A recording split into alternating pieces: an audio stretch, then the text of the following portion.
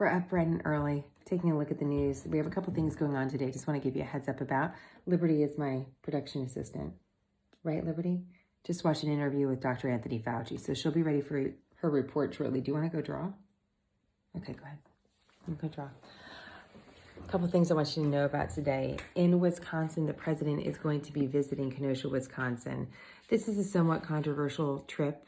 The governor of Wisconsin does not want the president to visit, saying that he's worried that the president will incite more tension in the street, more strife. The president will be visiting there midday and will be visiting areas in the city that were affected by recent riots, as well as an operations center related to law enforcement. It's important to note that Kenosha, Wisconsin is the site of the shooting of Jacob Blake, a black man, by white police officers. But as we discussed yesterday, we're getting more pieces to the puzzle as to exactly what unfolded in that particular event. In the meantime, overnight in Portland, Oregon, Portland police again had to declare a riot. When they declare a riot, it allows them to use different measures to help clear out the crowd that could be gathering. And that's just important to note because we're continuing to see violent behavior in U.S. streets. While surely there are peaceful protests, there's also an element of violent and destruction in the case of Portland, arson. And that's what's emerging as the central question in the 2020 campaign by both Democrats and Republicans is who will keep America safer? Who is going to be the presidential candidate to do that? Vice President Joe Biden believes he will be that. President Trump believes he will be that. Both candidates, though, are doing something very similar. Vice President Joe Biden spoke in Pennsylvania yesterday on this issue. You have the president going to Wisconsin. What do Wisconsin and Pennsylvania have in common? Both are swing states. Both are states that potentially could vote Democrat or Republican in a presidential election. And this is why the campaigns are focusing there. So we have to remember that. This is one of the big questions emerging, several weeks before the election. The question also becomes, what is one of the major questions for voters emerging just a few days before the election? So we have to keep that in mind. In the meantime, we're going to talk a little bit about the coronavirus as well. And the reason why I think this is important is that we're going into Labor Day weekend, a time when a lot of us like to get together. And it's really important when you see headlines about increasing or decreasing COVID-19 rates, that we look at trends, that we don't just look at 24-hour periods. The trend overall is that we're seeing declining infection rates nationwide. That doesn't mean that's happening in every state. So that's important, but it's happening nationwide.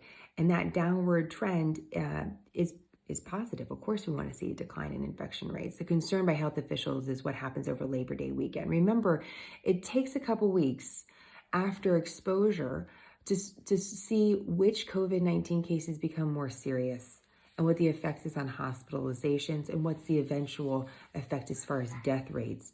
The concern about Labor Day is the beginning of September. If you're looking at the timeout from that, we can start seeing flu start to arrive early in the fall. And so it's the confluence of these events that has the health officials concerned. It's because of that, in some areas, you are now seeing some officials require, like in the state of Massachusetts, that students from K through 12 get a flu vaccine before the end of the year. This is new. This is not normally a requirement of school districts. This is igniting a lot of controversy. I'm curious what you think about that. We're seeing that again in Massachusetts, not necessarily everywhere, but will that become a trend? There's also concern by health officials about what happens in September, because that's when it looks like delayed school starts start to take place, where we start seeing children in America start to go back to school in some capacity on a larger scale. Okay, final, just a quick question. I know a lot of us aren't traveling, but for those of us that are, major airlines are trying to make it easier for us to do so. And so they're dropping certain fees, like your change fee, for example. Interesting report came out. The Associated Press highlighted it. How much money do you think airports recover every year when you empty out your pockets to go through security? Like, what number do you think that is? One report, not looking at every airport, but some major ones, realized that was almost $900,000. It was $900,000. So, if you are going to the airport, put your money in your wallet, not necessarily through the security machine. All right, we have a almost 6-year-old coming into the room. This is becoming a very full office. I had the 4-year-old drawing. My 5-year-old's turning 6 on Thursday. So full production staff in effect. Hope this is helpful as you start off your day. Just want to let you be aware of those couple things.